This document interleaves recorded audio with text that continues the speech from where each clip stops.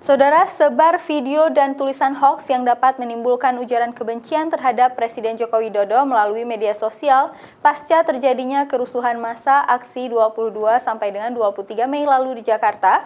Seorang pegawai negeri sipil atau PNS yang bertugas di kantor Camat Kuala Bate, Kabupaten Aceh Barat Daya, ditangkap oleh tim cybercrime di Treskrimsus Polda Aceh.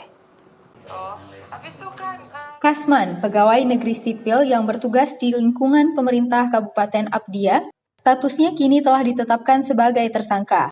Karena hasil pemeriksaan penyidik tim cybercrime DIT Reskrimsus Polda Aceh, tersangka terbukti melakukan penyebaran video dan tulisan hoaks terhadap Presiden melalui media sosial yang dapat menimbulkan sara bagi kelompok masyarakat. Kasman, tersangka yang menyebarkan berita hoaks dan provokasi terhadap Presiden Jokowi, sebelumnya ditangkap oleh tim cybercrime DIT Reskrimsus Polda Aceh pada Minggu malam di rumahnya, Desa Ladang Nebo, Kecamatan Jempa, Kabupaten Aceh Barat Daya. Dari tersangka, polisi mengamankan barang bukti 1 unit HP dan SIM card, serta capture bukti video dan tulisan hoaks yang disebarkan tersangka di akun Facebook. Kronologi menyebarkan video hoaks dan provokasi itu dilakukan tersangka untuk merespon pasca terjadi kerusuhan aksi 22 sampai dengan 23 Mei di Jakarta.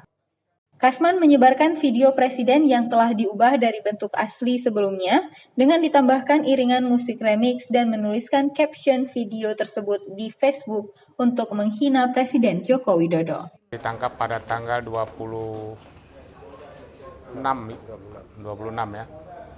Langsung dibawa ke sini, di sini dilakukan pemeriksaan, kemudian hasil gelar ini yang bersangkutan memang melanggar undang-undang tindak pidana yang diatur di ITE.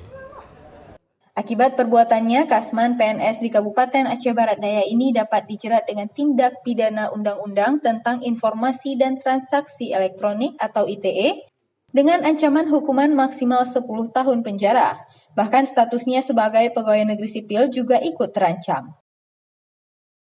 Raja Umar, Kompas TV, Banda Aceh.